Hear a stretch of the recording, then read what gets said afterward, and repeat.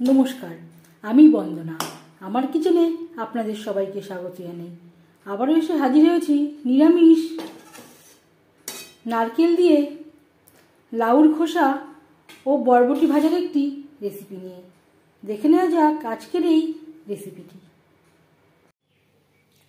লাউর খোসা দিয়ে বরবটি ভাজা তৈরি করার জন্য এখানে আমি নিয়েছি কচি থেকে একটা লাউর খোসা, যেটা আমি আলু ভাজার মতো লম্বা করে কেটে নিয়েছি আর পরিষ্কার করে ধুয়ে নিয়েছি।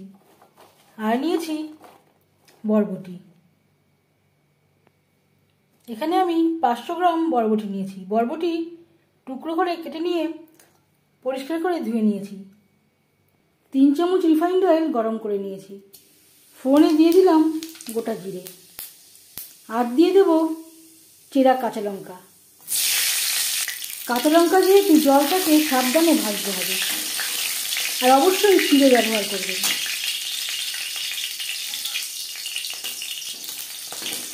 লঙ্কা ভেজে নেওয়ার পর দিয়ে দেবো লাউর খোসা।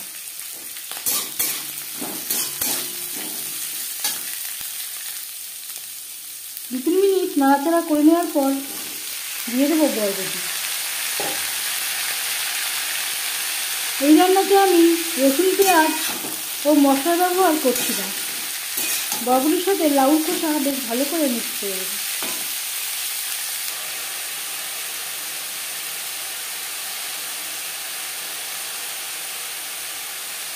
আর লাগছে স্বাদ মতো লবণ, পরিমাণ মতো হলুদের গুঁড়ো, লবণ, হলুদ। বরবটি ও লাউর খোসার সাথে বেশ ভালো করে মিক্স করে দেবো। গ্যাসের ফ্লেমটাকে লোতে করে দেবো।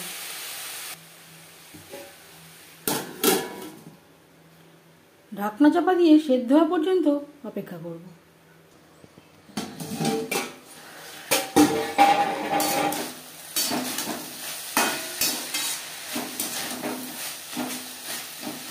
প্রায় 70% সেদ্ধ হয়ে গেছে।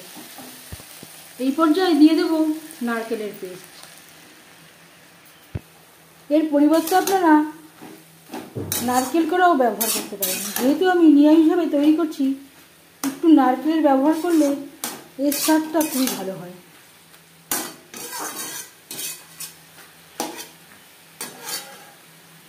আর দিয়ে দেব জারটা ধুয়ে সামান্য পরিমাণে জল।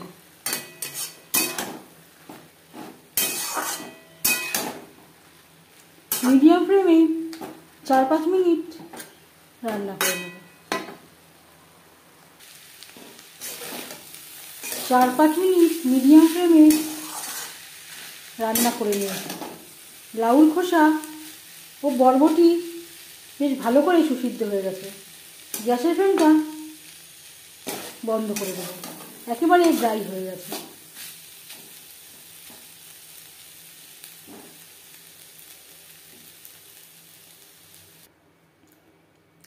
ভাজার রেসিপিটি কেমন লাগলো অবশ্যই জানাবেন কমেন্টের মাধ্যমে। যদি এই রেসিপিটি ভালো লেগে থাকে লাইক করবেন, শেয়ার করবেন, সাবস্ক্রাইব করবেন আমার চ্যানেলটিকে। বেল আইকনটা প্রেস করে দেবেন।